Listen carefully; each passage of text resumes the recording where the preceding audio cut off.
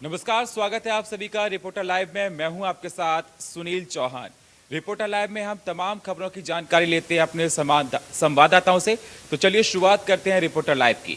सबसे पहले बात करेंगे ब्रजभूषण सिंह की। वाराणसी में देखा जा रहा है पहलवान प्रदर्शन लगातार कर रहे हैं। अब पहलवानों के समर्थन में पूर्व क्रिकेटर भी शामिल हो चुके हैं। इसी की जानकारी दे रहे हमारे संवाददाता विकास चौबे। दिल्ली के जंतर मंतर पर देश के ओलंपियन खिलाड़ी लगातार विरोध प्रदर्शन कर रहे हैं। उनकी मांगों में से सबसे पहली जो मांग है, सबसे मुख्य मांग है, वो है ब्रजभूषण शरण सिंह को उनके पद से निष्कासित करना, जो कि कुश्ती महासंघ के अध्यक्ष पद पर काबिज है इस समय।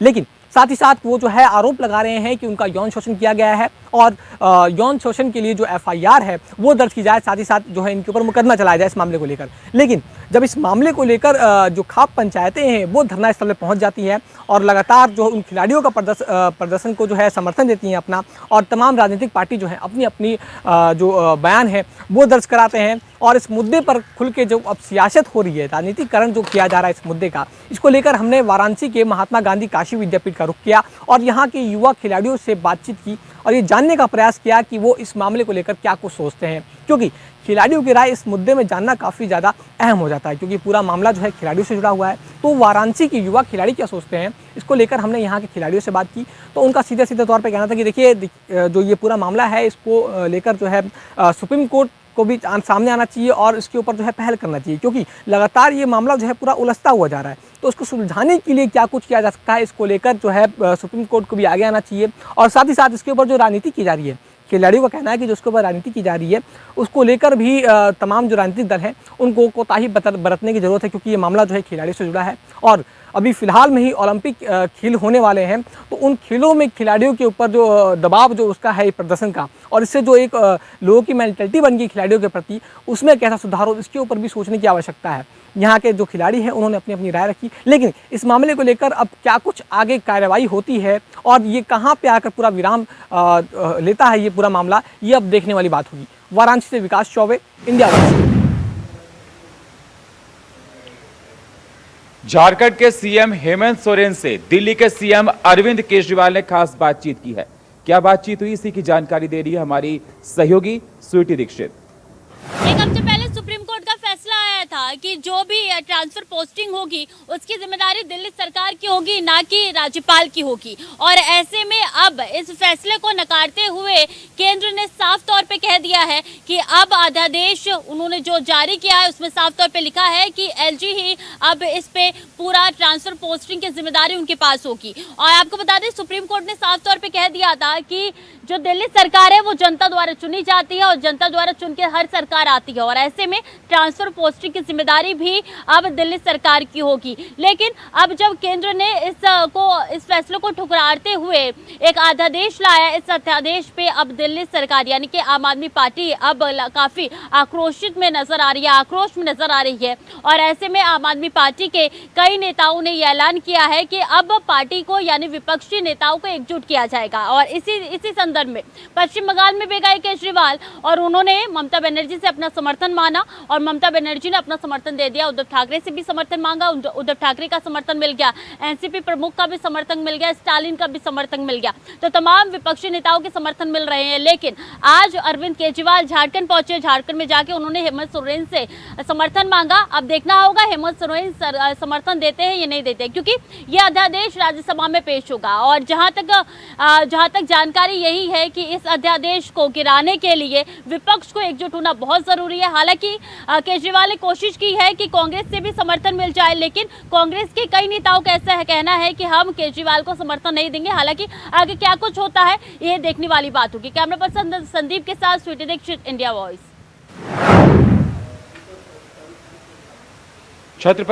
प्रधानमंत्री नरेंद्र मोदी ने छत्रपति शिवाजी के राज तिलक को हुए 350 साल पर देशवासियों को संबोधित किया है। क्या कुछ अहम जानकारियां दी हैं, इसी को बता रही हमारी सहयोगी जूही सिंह। छत्रपति शिवाजी महाराज के राज्याभिषेक के 350वीं वर्षगांठ पर देश भर में कार्यक्रम का आयोजन किया जा रहा है और इसको लेकर जो है आज देश के प्रधानमंत्री नरेंद्र मोदी ने वीडियो कॉन्फ्रेंसिंग के जरिए लोगों को संबोधित किया, जिसमें उन्होंने शिवाजी महाराज के जीवन से जुड़ी कई सारे शौर्य गाथाओं का जो है जिक्र किया, उनकी याद दिलाई। आपको बता दें कि पीएम ने इस दौरान कहा कि यह दिन नई चेतना और नई ऊर्जा लेकर आता है। आज भी जो है एक भारत श्रेष्ठ भारत में शिवाजी महाराज के विचारों का प्रतिबिंब जो है हमें देखने को मिलता है। उन्होंने कहा कि पूरे महाराष्ट्र में यह दिन महोत्सव के तौर पर मनाया जा रहा है। जब छत्रपति शिवाजी महाराज का राज्याभिषेक हुआ था तो उसमें स्वराज की ललकार और राष्ट्रीयता की जय जयकार समाहित थी। उनका राज्याभिषेक उस कालखंड का एक अद्भुत और विशिष्ट अध्याय है। पीएम ने कहा, मैं शिवाजी महाराज के चरणों में कोटि कोटि नमन करता हूं। उन्होंने गुलामी की मानसिकता को खत्म कर दिया, साथ ही मजबूत भारत के लिए नौसेना का विस्तार किया। हमने भी उनसे प्रेरणा ली, जिसके तहत पिछले साल हमने गुलामी के निशान से नौसेना को मुक्ति दे दी। अब उसकी जगह पर शिवाजी महाराज की राजमुद्रा स्थापित की गई है। इसके अलावा पीएम ने कहा कि इतने साल बाद भी शिवाजी महाराज द्वारा स्थापित किए गए मूल्य हमें आगे बढ़ने का मार्ग दिखाते हैं और इन्हीं मूल्यों के आधार पर हमें अमृतकाल के 25 वर्षों की यात्रा पूरी करनी है। यह यात्रा होगी शिवाजी महाराज के सपनों के भारत की, सुशासन और प्रशासन के विचारों की। कैमरामैन निकी के साथ मैं जूही, इंडिया वॉइस।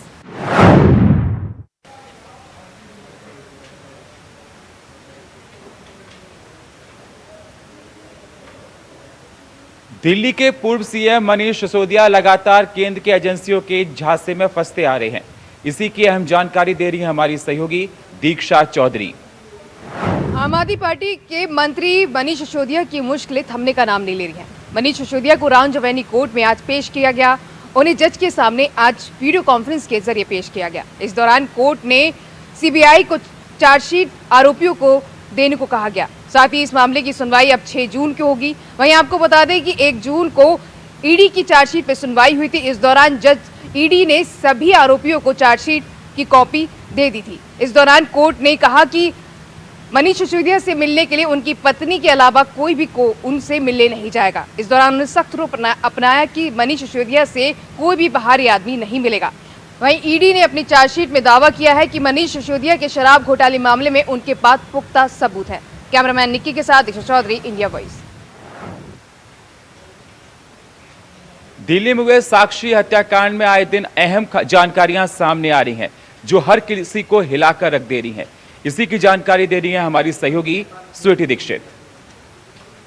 साक्षी मर्डर केस जो कि दिल्ली में काफी सुर्खियों में बना हुआ है और साक्षी मर्डर केस दिल्ली के इस्लामाबाद डेयरी में ये केस को अंजाम दिया गया, इस हत्या को अंजाम दिया गया। साहिल ने इस हत्या को अंजाम दिया। बता दें 28 मई की रात को साहिल ने कत्ल कर दिया था सरेआम सड़क पे साक्षी की, और उस जिस चाकू से कत्ल किया था साहिल ने, उस चाकू को दिल्ली पुलिस ने बरामद कर लिया है।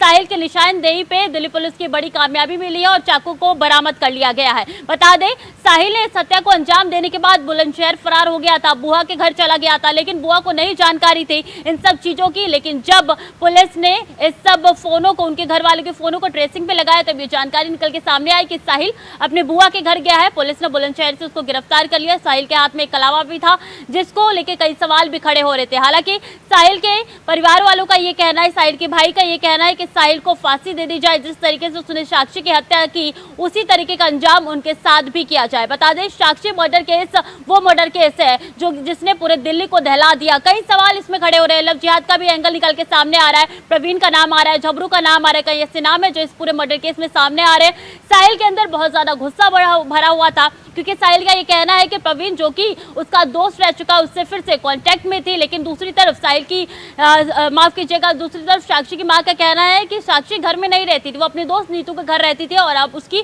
बेटी के बर्थडे में जा रही थी, तब इस हत्या को अंजाम दिया गया। वो सीसीटीवी फुटेज भी सामने आया था, जब देखा था किस तरीके से लोग आते जाते देख रहे थे हत्या को होते हुए, लेकिन किसी ने रोका नहीं। इससे कई सवाल दिल्ली की जनता पे भी खड़े हो रहे हैं कि आखिर क्या दिल्ली की जनता का दिल इतना छोटा है कि किसी ने उस मर्डर केस को रोका नहीं, उसको देखा नहीं। और वो जब सीसीटीवी फुटेज सामने आया था, कई पत्थरों से वार किया गया था साक्षी के ऊपर, एक के बाद एक पत्थर से वार किया गया था। अब बता दें कि 3 दिन के रिमांड में साहिल है दिल्ली पुलिस के। अब तमाम सवालों के जवाब दिल्ली पुलिस खंगाले में लगी हुई है। कैमरा पर्सन संदीप के साथ स्वीटी दीक्षित, इंडिया वॉइस।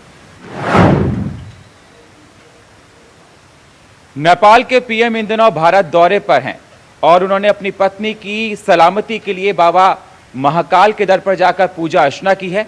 इसी की अहम जानकारी दे रहे हैं हमारे सहयोगी नितिन चौधरी। नेपाल के प्रधानमंत्री पुष्पकमल दहल प्रचंड ने आज अपने मंत्रिमंडलों के साथ में बाबा महाकाल के दर्शन किए। बता दें कि उनकी बेटी भी आज उनके साथ में थी पूजा अर्चना करने में, लेकिन जिस तरीके से बाबा महाकाल के दर्शन करने के लिए नेपाल के प्रधानमंत्री आए तो प्रधानमंत्री की सुरक्षा को लेकर बात की जाए तो सुरक्षा के पुख्ता इंतजाम वही किए गए थे उज्जैन के अंदर। उज्जैन में बाबा महाकाल के मंदिर को पूर्ण बाहुबली तरीके से जो है उसे सजाया भी गया था। उनकी बेटी गंगा दहल भी आई हुई हैं। उसके दौरान आम जनता के लिए कई रास्ते बंद कर दिए गए थे। आम श्रद्धालुओं के लिए 1:30 बजे तक एंट्री मिल पाएगी। इंदौर से सड़क मार्ग के होते हुए उज्जैन पहुंचे बाद मध्य प्रदेश के राज्यपाल मंगूभाई पटेल ने उनकी अगवानी के प्रचंड ने महाकाल लोक भ्रमण के बाद भी बाबा महाकाल की पूजा नेपाल के पीएम के दौरे के चलते उज्जैन शहर और महाकाल मंदिर को भव्य रूप से सजाया गया है। वहीं सुरक्षा के लिहाजे से भारी पुलिस बल तैनात की गई थी। इस दौरान पहले सुबह 11:30 बजे नेपाल के प्रधानमंत्री पुष्पकमल दहल प्रचंड आज सुबह इंदौर एयरपोर्ट पर लैंड हुए थे। एमपी के सीएम शिवराज सिंह चौहान ने देवी एयरपोर्ट पर नेपाल से आए सभी अतिथियों का स्वागत किया था। नेपाल के पीएम की बेटी गंगा दहल भी साथ आई थी। पीएम के साथ ही मंत्रिमंडल के सदस्य विदेश मंत्री नारायण प्रकाश, सौदा वित्त मंत्री डॉक्टर प्रकाश शरण मेहता, जल संसाधन मंत्री शक्ति बहादुर और बात की जाए परिवहन मंत्री प्रकाश उज्ज्वल बनर्जी और मंत्री रमेश रिजवाल, पीएम के सलाहकार और मुख्य सचिव शंकर दास बैरागी भी नेपाल के विदेश सचिव भी शामिल रहे थे। नेपाल के प्रधानमंत्री पुष्पकमल दहल के प्रचंड और शनिवार इंदौर उज्जैन के दौरे पर रहेंगे। प्रचंड इंदौर एयरपोर्ट के सीधे उज्जैन पहुंचाएंगे। उनके आने से पहले गुरुवार को प्रशासन और सुरक्षा बलों को इंदौर शहर में रिहर्सल भी प्रशासन ने एयरपोर्ट से लेकर जहां जहां उनके लिए रूट तैयार किए गए हैं तो व्यवस्थाओं का जायजा भी लिया था। नेपाल के प्रधानमंत्री के स्वागत के लिए तमाम जगह जो है अलग अलग जगह पर जो है सांस्कृतिक प्रोग्राम भी कराए गए हैं। वहीं रात्रि भोजन की बात की जाए तो रात्रि भोजन भी यहां पर कराया जाएगा। खुद मध्य प्रदेश के मुख्यमंत्री शिवराज सिंह चौहान ने इसकी जिम्मेदारी ली थी, लेकिन उसके बाद ही जब नेपाल के प्रधानमंत्री आज उज्जैन बाबा महाकाल के दर्शन करने पहुंचे तो उसको पुलिस प्रशासन की बात की जाए तो पुलिस प्रशासन पूरी तरीके से अलर्ट था। कैमरामैन संदीप के साथ मैं नितिन चौधरी, इंडिया वॉइस। बस्ती में शिक्षा माफियाओं के हौसले बुलंद नजर आ रहे हैं। इसी की ज्यादा जानकारी दे रहे हैं हमारे सहयोगी बबुंदर यादव। उत्तर प्रदेश सरकार जहां शिक्षा व्यवस्था को सुधारने के लिए तमाम व्यवस्थाएं की है कि शिक्षा व्यवस्था को लेकर के लगातार जागरूकता अभियान भी चलाई जा रही है, तो कहीं ना कहीं ये माना जाए जो कि ताज़ा मामला बस्ती जिले के पैरा मेडिकल कॉलेज जो कि सरदार पैरा मेडिकल कॉलेज है, जो 600 बच्चों के भविष्य के साथ खिलवाड़ किया गया। डिग्री देने के नाम पर उनकी डिग्रियां फर्जी निकली।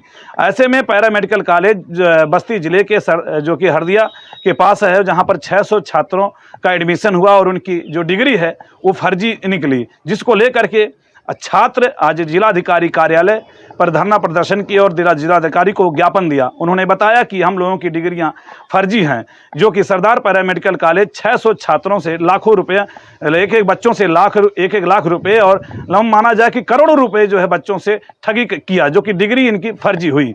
वहीं इस मामले में जब डीएम प्रियंका निरंजन से बात किया गया तो उन्होंने बताया कि बस्ती जनपद में 6 सिर्फ पैरा मेडिकल कॉलेज की मान्यता है, बाकी गैर मान्यता के चला रहे हैं। तो क्या प्रशासन इस पर ध्यान नहीं दिया कि आज तक दर्जनों पैरा मेडिकल कॉलेज बिना मान्यता के चल रहे हैं और बच्चों।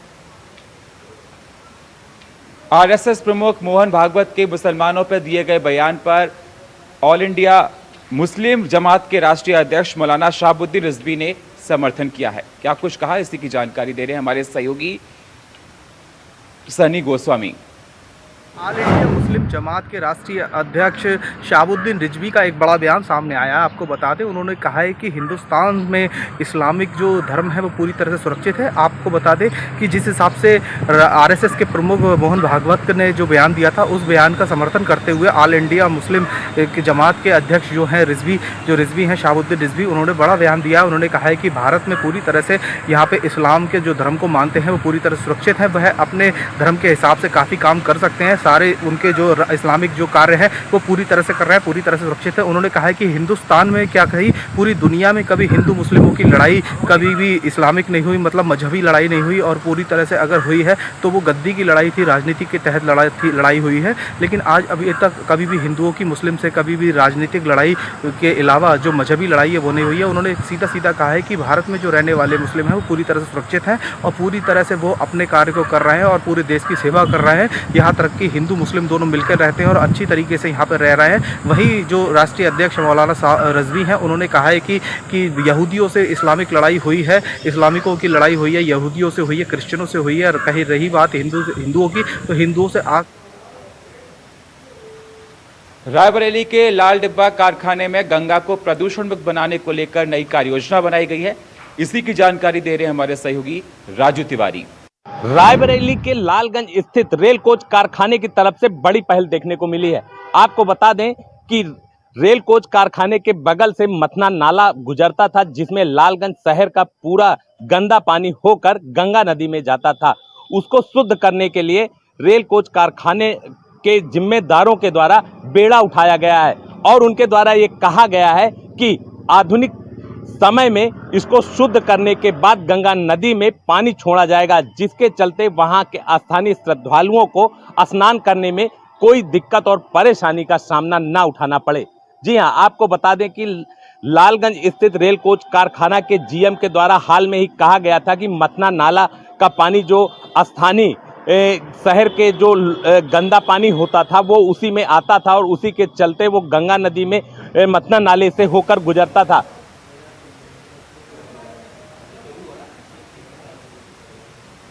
बदायूं में युवक पर उसके ससुराल वालों ने जानलेवा हमला किया। इसी की अहम जानकारी दे रहे हैं हमारे सहयोगी सतीश। बदायूं से एक बड़ी खबर निकल के सामने आ रही है। आपको बता दें कि एक व्यक्ति ने अपने ससुराल जनों पर आरोप लगाया है कि उन्होंने उसके साथ मारपीट की है। मारपीट से घायल युवक को हॉस्पिटल में भर्ती कराया है। वहीं आपको बता दें कि उसने यह भी आरोप लगाया है कि उसकी जो पत्नी है पत्नी को जो ससुराल जन हैं उन्होंने बरगला लिया है और वह भी उसके खिलाफ बात बोल रही है, जिसके बाद पुलिस ने अब तहरीर लेकर जांच शुरू कर दी है। आपको बता दें कि ये पूरा मामला जो बदायूं कोतवाली के मणियन क्षेत्र का है, जहां पर युवक से मारपीट की गई और वह हॉस्पिटल में भर्ती हुआ, जिसके बाद उसकी हालत गंभीर बनी हुई है। कैमरामैन सोहेल के साथ सतीश सक्सेना, इंडिया वॉइस, बदायूं।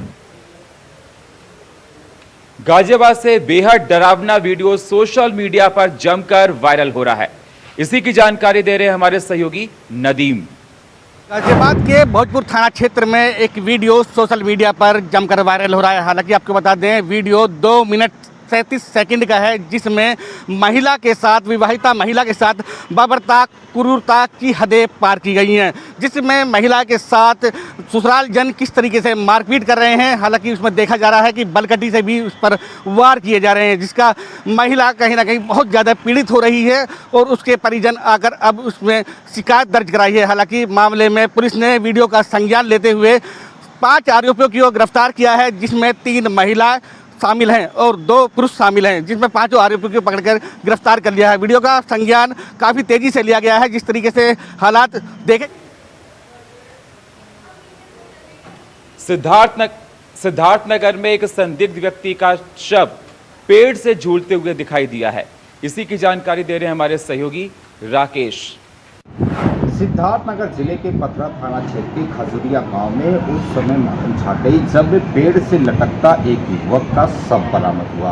आपको बता दूं कि सिद्धार्थनगर जिले के पथरा का मामला है खजुरिया गांव का।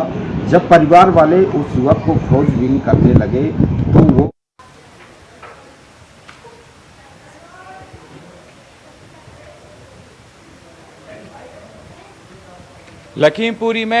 लखीमपुर में एडीएस की बोरी 120 पकड़ी गई है। इसी की अहम जानकारी दे रहे हैं हमारे सहयोगी।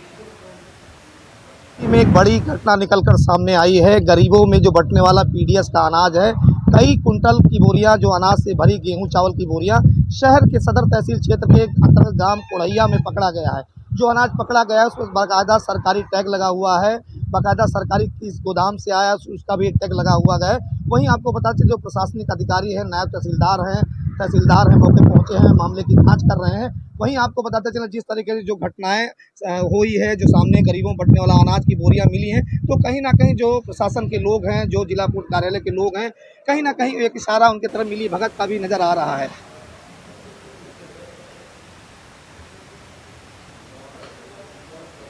संभल में चेकिंग के दौरान पुलिस और दंपति के बीच में हाई वोल्टेज ड्रामा देखने को मिला। इसी की अहम जानकारी दे रहे हैं हमारे संवाददाता सतीश सिंह। हम आपको बताते चलें, एक ट्रैफिक पुलिस वालों के साथ में गाड़ी को रोकने के बाद में गाड़ी की चेकिंग करने का प्रयास किया, जिन्होंने सीट बेल्ट नहीं लगा रखी थी, तो उसके परिवार वालों ने हाई वोल्टेज ड्रामा कर दिया गया है। पूरा मामला जनपद संभल का है, जहां पर ट्रैफिक पुलिस ने गाड़ी को रोका और रोकने के बाद में उसके मालिक से कहा कि आपने सीट बेल्ट नहीं लगा रखी है। तो इसी को लेकर के जो है उस गाड़ी का मालिक निकला और जब पत्नी ने उसके जो पुलिस कर्मचारी है तो उस ट्रैफिक पुलिस कर्मचारी के साथ में अव्यवहार किया, गाली गलौज करने लगा। तो ट्रैफिक पुलिस वालों ने कहा किस तरह से आप गाली गलौज क्यों कर रहे हैं, तो उसकी माँ भी निकल आई और माँ ने हाई वोल्टेज ड्रामा कर दिया गया है। इसकी वीडियो बनाकर किसी ने सोशल मीडिया पर वायरल कर दी और वायरल करने के बाद में अधिकारियों ने इस मामले में संज्ञान लिया है।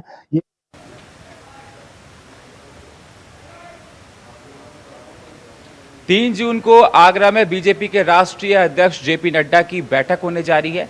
इसी की जानकारी दे रहे हैं हमारे सहयोगी मनीष गर्ग। कल आगरा में डॉक्टर जेपी नड्डा रहेंगे। भाजपा के राष्ट्रीय अध्यक्ष जेपी नड्डा कल बैठक करेंगे। बैठक के दौरान 2024 के आगामी चुनाव का बिगुल फूकेंगे। जतिन रिसोर्ट में बैठक का चुनावी जीत के लिए कार्यकर्ताओं को मंत्र देंगे। लगातार भाजपा तैयारियों में जुट गए हैं। अब देखने वाली बात होगी आखिर जो जीत का जो मंत्र होगा कितना ही ऊपर जाता हुआ नजर आए, क्योंकि लगातार कहा जा रहा है आगामी 2024 के चुनाव में, लोकसभा चुनाव में एक बार फिर से भारी मतों और कई भारी सीटों के साथ एक बार फिर से भाजपा की सरकार बनने की बात करी जा रही है। लेकिन अब ये देखने वाली बात होगी कि बिगुल फूका जाएगा और मंत्र दिया जाएगा, उसके साथ साथ जनता कितना अपना आशीर्वाद देकर फिर से एक बार भाजपा को सत्ता में लाएगी। मैं मनीष गर्ग, इंडिया वॉइस के लिए आगरा से।